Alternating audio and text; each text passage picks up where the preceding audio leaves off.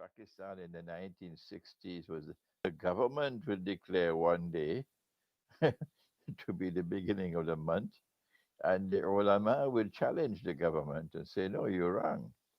And the country was siding with the ulama against the government. And eventually, the government had to concede, and then they established a committee to announce that the Hilal moon has been seen. And that solved the problem. And the whole of Pakistan now has the commencement of the month of Ramadan and the celebration of Eid al-Fitr based upon evidence that the moon has been sighted. And when the moon is not sighted, then of course the month would have one more day. Now, the question that is coming is why can't we all fast on the same day? Would it not be a manifestation of unity in the ranks of our Muslims? Does it make sense to you, Sheikh, that we should all fast on the same day? And if we all fast on the same day, then we can celebrate Eid al-Fitr on the same day. Sheikh, what is your response? And now, here is my response. If primary guidance comes from the Quran, it doesn't come from a piece of paper. It doesn't come from a calendar. It doesn't come from a conference in Istanbul. Primary guidance comes from the Quran. And guidance comes from the Hadith as well, to the extent that the Hadith is in harmony with the Quran and not in conflict with the Quran.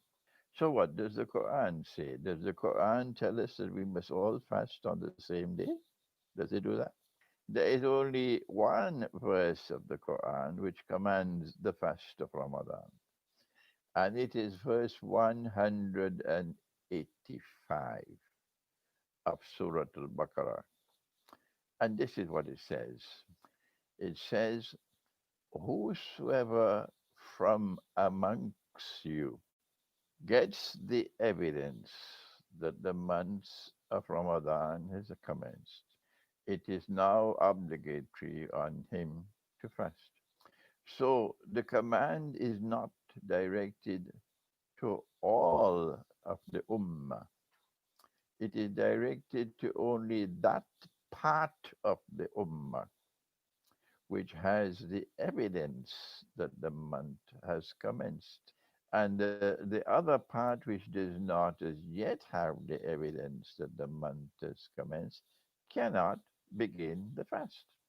They will have to wait one more day. And so this is my answer to you. It is not a part of the divine plan.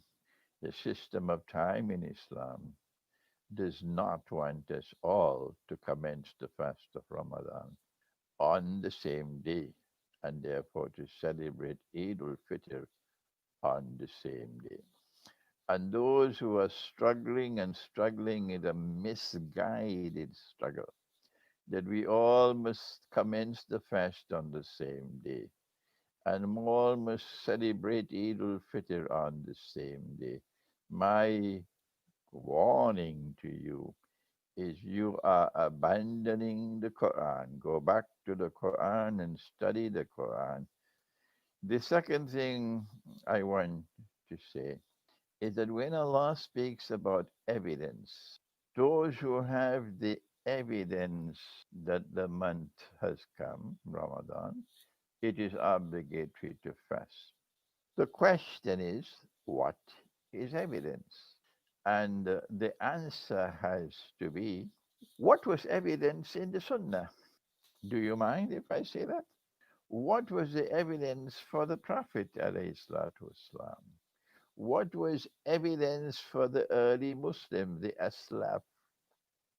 Was it an aeroplane flying in the sky? Or was it a high-powered telescope or microscope? What was it?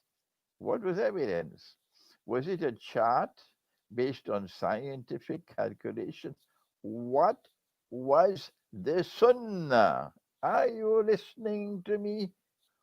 The Sunnah was that Allah, who required of us evidence, Allah gave us the tools, the apparatus with which to collect the evidence, to seek the evidence. And the tools or the apparatus were the human eyes. Yes, one of the greatest of Allah's inventions is, sorry, creation, is human sight. Yes, human sight. And so the Prophet sallallahu ta'ala alayhi wasallam would himself look up in the sky. That was the Sunnah. And all his companions would look up in the sky. That was the Sunnah. And they would, of course, look at the sky at the time when the sun was setting. They looked at the sunset, and the sun used to set at that time in the west, and it is still setting in the west up to this day. And if you have abandoned the Sunnah today, either innocently like sheep and goats, or deliberately as part of a plan to dismantle the religion of Islam, and you no longer use your eyes to look for the evidence. And you do not want us to use our eyes to look for the evidence that Ramadan has come in. We say to you, we don't want to abandon the Sunnah. We want to remain faithful to the religion as it has come to us from the Quran and from the Prophet. Allah's blessings be upon him. So here is my answer to you. If you have been following some chart or some calendar, or the Imam in the masjid has the one, he's the one who has to do everything for you, and he simply informs you, and then you begin the fast. The answer to you, the warning for you, is you better be careful and look in the sky and ensure if you do not see the moon, if you do not have the evidence, that someone else has the evidence, and it is evidence which is acceptable according to the law of evidence. You have to be careful because if you violate the command of the Quran and you commence fasting without proper evidence, legally accepted evidence, then the consequences can be tremendous loss for you. Tremendous loss for you.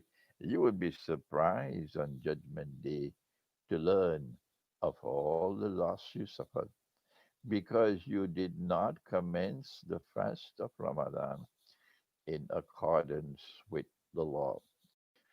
The Malhama is the great war. The Christians and the Jews call it Armageddon.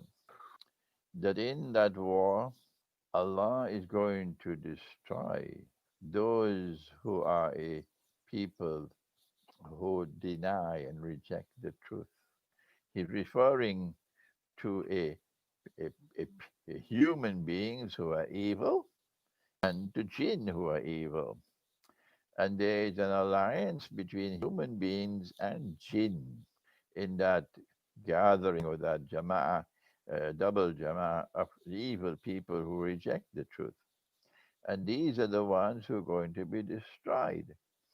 And my analysis, my conclusion, is that Allah is speaking about the alliance between evil people and evil jinn in modern Western civilization. This civilization has come to demolish the religious way of life.